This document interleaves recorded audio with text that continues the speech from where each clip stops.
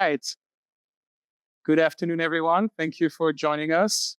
I'm Alex, and I run software engineering at ADT here in Dallas. I've been here for the past year. Before that, I spent 10 years in the Bay Area. I was running the Google Home app back at Google in Mountain View. So hopefully you've used a piece of software that I've made at some point. And if not, we'll hope to get you an ADT system very, very soon. Um, so I'm here today to tell you a little bit more about the intangibles and the soft side of engineering management. We had a great talk before that, and I think it's really got to be building upon that. So 5 laws of workplace bliss. I'll tell you a bit of how did this come together. I stole this is the design actually of a fantastic book called The 50 Laws of Power by David Green. And that's kind of where I started, which is I wanted to help and build some laws for you all because there is I have a belief to everyone that I talk to across the industry that this is a particularly challenging time, right? Especially for most folks who are in the industry today. Many have not been through the dot-com crash. You're going to probably be experiencing a lot of change, a lot of emotions. And how do we help navigate this? And how do we help our teams navigate that, right? There is the AI coding, which is both probably one of the most exciting things that has happened to software engineering in the last 30, 40 years. But at the same time, kind of the threat of AI coding, right? We have the market's not been what it's used to be, right? It's not 2022 was probably peak software engineering time. And now, we're hearing a lot of layoffs. The market has been a lot more challenging than it used to be. And I think everyone I've talked to has been really deeply impacted by this transformation. And then, there's also kind of an evolving relationship with the workplace, right? I don't know if you read the notes from AT&T CEO, there's a reaction to the employee sentiment surveys. There is the RTOs discussions, right? Like the contract between people and their workplace is kind of evolving, and it definitely been a pretty heavy topic for a lot of folks. So we talk about many things. I wanted to bring you today essentially the most positive side of it. How do you navigate? How do you manage your mind? How do you manage your team? Keep everyone focused and keep everyone successful, right? So the first law is keep a positive mindset. And this is a really, really fundamental, basic one, right? It is mindset is like your mood. It's how do you perceive things that are happening to you? And I'm seeing this, and I'm seeing like the continuum of mindset right now is incredible. I have engineers on my team. I'm introducing AI coding to my organization. And, I have the folks who are like, yes, this is the greatest thing that's ever happened. And I have these engineers on my team who are like, Alex, I kind of want to go back to Vim at this point. I was just like, this is a little... I don't believe this. This is taking away. Like, there's a lot of negative emotions, right? And I see this in many teams, right? There are folks super engaged, and some who are like kind of rejecting a lot of the change that's happening. And I guess my mind point that I want to share, folks, is like that mindset is incredibly viral. Like, if you're spending a lot of time on Blind, for example, if you've got a lot of time on X, you might be starting to build up slowly, without you quite noticing, quite an adversarial relationship with your workplace, and you don't see it coming right away. And most importantly, your coworkers are not giving you that feedback. Everybody loves the guy at lunch who is venting about the company, who is criticizing the decisions of their management chain, right? Like, it's fun. It's very, it's healthy to vent and it feels good. But slowly what you'll see, especially as a leader, is suddenly like the mood of your team changes, right? Like very early in my management career, I noticed I would come to lunch, and if I was having a bad day, just 3 hours later, my whole team is making a face, and they're kind of like, so it's very viral, and you're not necessarily getting, so that's something that I really want you all to keep in mind, which is, what are you exposing yourself to? You need to manage this. Maybe spending, dial down a little bit on the Blind and the Twitter. And there's a lot of content out there that's extremely positive. You'll see over time, it's just like, I used to listen to the news in the morning, driving to work. I'll get to the office pissed off, right? Like, be very mindful of that, because that's going to affect essentially your performance and eventually the performance of your teams, right? The kind of the message is, fix yourself, put on your own oxygen mask, make sure that you're in a good space. And really the worst thing you can do as a leader is show up in a way that's negative to your team, right? It's extremely viral, and you'll see that it sticks. And I guess, the positive message here is this is really an incredible time. The leverage that you have as a software engineer today, or as an engineering manager, or as a software leader, is incredible. You can build incredible things that were very, very hard to do, right? Like, I'm spending a lot of time on multimodal LLMs. You used to have to build very significant computer vision teams, which today you can get through prompt engineering, right? Like, the potential is incredible. And spend your time focusing on that, and how do you put your mind towards this? So yeah, it's a little bit of this. Embrace this. It's okay. Things are on fire, and you need to be. And it's also kind of your responsibility as a leader, right?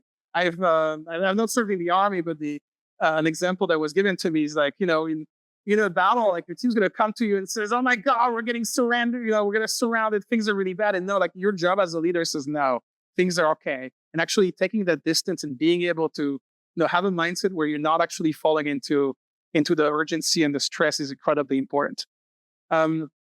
Second thing that I love to tell folks, and I love this law, and I really need to embrace as an engineering manager and a leader, is that every sword cuts both ways, which is essentially that past a certain threshold, a lot of these things that you used to care tremendously about, and this is really hard because software engineers care tremendously about things, right? Like that's kind of the engineering thing. Actually, they're not that critical. So, and I think the thing that helps people, and I usually tell people is think very much of your system as just a system. Your code is a system that runs and it just has properties. What happens is, for an example, I can give you one day, you've spent maybe 3 years fine tuning your microservice architecture. You have 25 services. They're perfectly coordinated. And you have a new leader who comes in. He's like, monoliths are the way.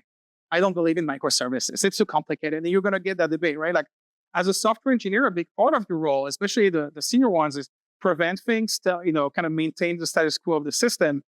As a leader, your job is a lot more saying, okay, accepting that maybe this is the direction that we're going. In reality, you don't get to accept that this is the direction you're going. This is the direction that, organization has to choose. But rather than see it that way, how do you see that this is just a property of the system?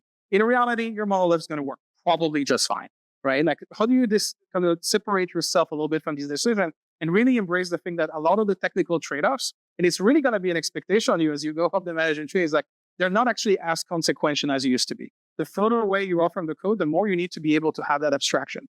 And so I think that helps, I give this advice to engineering leaders, but also as a software engineer, when you think of like, why my manager doesn't care, because I think they have a little bit of distance that maybe this is not quite as critical. Obviously, if you're running, if you're actually running Twitter, then maybe there are scalability concerns that are important. For most organizations, this is not as critical, right? So yeah, let me take you to the next flow. Be part of the solution. So, we fixed your mindset. You're in a happy place. You decided, your new leader came in, is moving you to monoliths. You're not going to quit. You realize that there is a little bit of difference. What happens for very, very often, especially if you built a bit of an adversarial relationship in your marketplace, is, okay, you're not going to quit, especially not in this economy. But people kind of say, I'm going to accept it, but begrudgingly. And a lot of this change, essentially what's happening today is you'll see people like, well, yeah, I'm actually okay with this, but I'm not going to engage, right? Like, yes, they're going to push us to, but I'm not going to take any action that's going to help the company actually in the direction that I just received. And so my advice is very much, how do you put yourself, and again, this is work on your mindset. How do you put yourself in a position where you are enabling the company to make the changes that you want, that you're enabling your manager and change to do what they need, right? So yeah, build, for example, how do you engage and become the person on your team who is like, hey, if I bring them change and there's something we want to evolve, this is a person who's going to engage. How are you going to build a plan? How do you go back to that leader and say, what? Here is our, 6-year plan on how we're going to go back to monoliths, right? Like putting you in that solution is going to put you as part of the team that actually gets to work on this. It's going to get you to actually regain maybe some of that influence that you gained by developing that system. And so it's very important that, you evolve past that level of, okay, well, I want to live with it. That person's hopefully going to quit in 2 years. No, like put yourself there. And in reality, what you'll discover, and the thing that helped me myself is, especially if you're an engineering leader, what do you expect of your folks? Right? Like as an engineering manager, I would spend a lot of effort, especially in very large corporations, fighting about my scope. Right? Like, yeah, like he's trying to, build that website. This is really on my team. And suddenly what you realize is like your actual attention to how much your team, the folks that are reporting to you, are battling scope between each other is not nearly as important. It all rolls up to you anyway. And so it's only realizing that what you're expecting from the people on your team is actually what your manager expects of you. And that point of view translates very, very well, right? And so that's another tool that I want to give folks, which is think of how you want things to work for you to act. And try to act the same way towards your management chain, right? And you'll see that this is something that is not easy to do, but eventually is the ultimate thing you have to do to become, to either grow in the organization, maintain your influence, and, stay part of the discussion. a little bit of, yeah, I asked Gemini to build me um, Cartman in the 5 stages of grief. It's a little bit like that, right? Like you have change in your company, management change, which is direction change, policy change. We usually start with bargaining, anger, right? I want to get you all the way to the right to acceptance. And how do you shortcut that? And how do you realize that this is where you need to go and embrace that, right? And it's a reality, it's big. For me, it's the biggest challenge, frankly, as a leader, as you move up the organization, is you actually have to do a lot of work on yourself, right? You've probably mastered the technologies you're working on. You're probably very comfortable running sprints and building things, but suddenly being there for your teams and giving them the right mindset and making sure that everybody's positive and motivated, usually, starts with yourself, right? And so that's something that I really want to make sure that you all have as a tool and you keep in mind, right? Um, Another one that I love encouraging people to do is that, people remember stories, not facts or figures. You have to, I think, very intentionally, as part of your organization, as part of your job, build up a story. What is your persona? People come to me and says, Alex, I want a promotion. I'm like, okay, what's your promotion narrative? Like, you're a junior engineer. Okay, so you've demonstrated over the course of 2 years that you have tech projects and lead them independently with cross-functional people. That's a narrative. That's a story. Tell me that story. Don't just tell me you want a promotion. And so think about that at really every level. What is your quote narrative? What is your persona? You want to be, I am the utmost expert on, very esoteric C++ memory management stuff. If that's where you want to go, that's where you want to be recognized at, work on that, right? Like, don't come to the one-on-ones with manager and complain about your commute. Go reinforce that story and really do a little bit of work on your persona and who is it that you want to be and who you want to represent to the organization. And then there's also the other side of it. You need to be very, very careful and mindful, especially as your organization grow, on what are the narratives people tell about your teams? What are those memes that kind of stick, right? Like, is IT always late? That is a terrible, post-it that people can put on your team. Why? Because it spreads. You can be running the best ran IT organization in the industry. You might be hitting every single goal. But if you still have that moniker, because maybe the team you just inherited used to never make its dates, that will stick to you forever. Almost, it's going to be extremely hard for you to overcome that story. So be really mindful of that, really aware of what are people telling about your team and how do you build a persona and narrative that is actually not what naturally would come out of it, but what you actually want people to say. So it's another thing where you have to be extremely intentional, right? And then I think the final one that I want to tell you about is show up. Essentially, how do you every day, and I think this has really been the thread through this whole talk, how do you show up to your teams with energy, with positivity? How do you show up to them in a way that they're going to come out of this, with a positive mindset? I love this example. I used to coach this engineer out of Walmart, and they have this incredible thing in the performance review. They do their general 360 reviews. One of the questions they ask about your coworkers is, when I interact with, say, Alex, do I come out of it more energized or less energized? I love that question, right? Because it gives you the feedback. It also gives you everyone the feedback. What are the downers on the team? And I think it really helps push everyone to be like, I don't want to be the person that when people interact with me, they feel less energized. And frankly, as a leader, you actually can't afford it, right? People can't be coming to your staff meeting where you're going to be spending 30 minutes telling them about how your team, how everything is wrong and everything is broken. Why? Because not only, it's going to kill their productivity and the motivation, but it's actually going to transfer to everyone around them. So that's really the last thing I wanted to leave with you all, which is be very, very, very international about that. Like, the reason I'm bringing you all to here is like, this is something that I've personally spent most of my energy on, right? Like, I love being the curmudgeon. I love being the person who's like, this architecture is wrong. This company is the wrong direction. I know better. I think what I've discovered over the years is, up to a certain level that works. For example, I love principled engineers. I love these engineers who sit up in the design review and go like, this is a terrible design. Like, this is wrong. This breaks the whole architecture. You didn't consider all this, right? And there is definitely a place for that. But at a certain level, you just can't afford to do that anymore, right? Like, you're actually going to get put into a box. And I think that's really the story about the narratives earlier, which is once people tell you that IT is late and that's the sticker that's on your team, not only, first of all, it's a self-fulfilling prophecy, right? Because essentially everybody knows we're late. We're like, well, are we going to make, it's Friday, 4 p.m. We're not going to make that push, but Monday is okay, right? Like, it's kind of a self-fulfilling prophecy, but also people start working around you. And it's the same thing if you don't show up, right? Which is, People know that your team is not going to be on time, or your team is going to do something weird. They're not going to come to your team with projects. They might essentially go build parallel systems that don't integrate the way that you'd like them to. And so essentially, at the end of the day, you lose influence.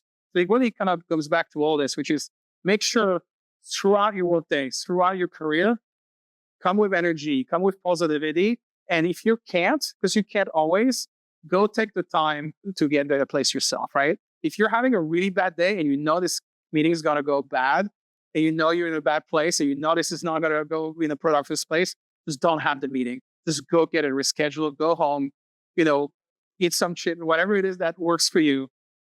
Scream into a pillow, get yourself into a happy place, because you think you're so smart, and you think that you're going to be able to respond to that angry email in a way that is actually very positive. It's really hard to fake. Everybody that reads that angry email that you're writing at 10 p.m. at night, they're going to exactly hear how you're really feeling, right? And so again, going back, make that work with yourself, bring yourself to a happy spot is really my advice to all of you.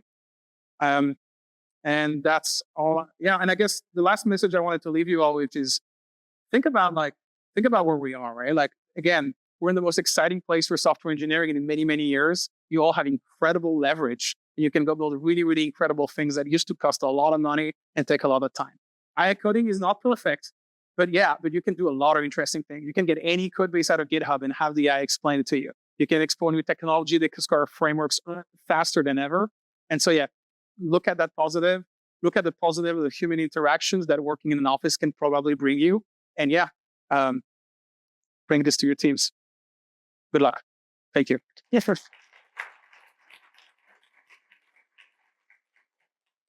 All right. Should. Yeah, I'm happy to take questions. So Danny told me not to, but we'll do it anyway. I would ask, of the 5 Roth, which did you find hardest to adopt? I think the hardest one is because the fundamental one is the mindset, right? Essentially, because everything comes from this. It's very easy. It's very easy because you get information and things come your way to perceive them in a negative way, right? Especially when there is a lot, right? Like there is the pressure of the market. It was not the same in 2022, right? Which is like anyone with a pulse could probably get a software engineering job. And now it's a little harder, right? There's more friction in the market. And so I think that weighs very heavily on everyone, right? Which is, it's not as easy to go and just quit. In reality, what's funny is most people usually they used to take that option because they had a lot of engineers who were like, Alex, I don't care. I hate the monolith thing. I'm going to go work at another place that loves microservices. In reality, their inability to understand what are the properties of the system that we cared about, their inability to kind of work and enable the company to get its goals were the same career challenges they had at the next place. It was never really about the monoliths, right? And so that's really what I keep telling people, which is like, it starts with mindset. If you get your mindset right, everything is going to kind of, work out. I do this a lot for people. I built out that persona, that reputation in my company where somebody will come, they can come to me and tell me how things are shit. And I'm going to figure out a way to turn them around and tell them, here's a positive way to look about it. Thank you. Of course. Anyone else? Go ahead. Well, but it must have Elon Musk would say about well, and all lot everything is so negative.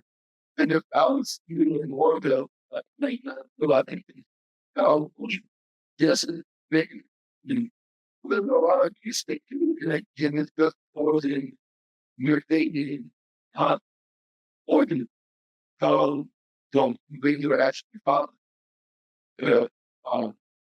Brett, be good. Be bring up happiness. Man. That was my goal. I don't think he's in audio. I have to really thank Danny for it because why? I was developing this stuff the last few weeks, and I sent him the original, the title, and I started this as like 5 laws of corporate survival. I'm like, okay, it is a rough environment. Well, here are my tips and tricks. How do you manage that? And so even I actually had started this from a slightly wrong mindset, right? And I sent this to Danny, and Danny is like, Alex, when you say the word survival, I hear doing the absolute minimum to get by. And I was like, no, that's absolutely not. And I wanted to come in with, a positive message. How do I help people, overcome the challenges that they're experiencing? And yeah, so he helped me actually go restructure that talk. And we went from the 5 laws of survival to 5 laws of bliss. And I think it's a much more positive message that hopefully helps you all and helps your teams, right? Yeah. Wonderful. Cool. I'll give you some time to move to your next sessions. Thank you so much and have a great rest of the day. Take care.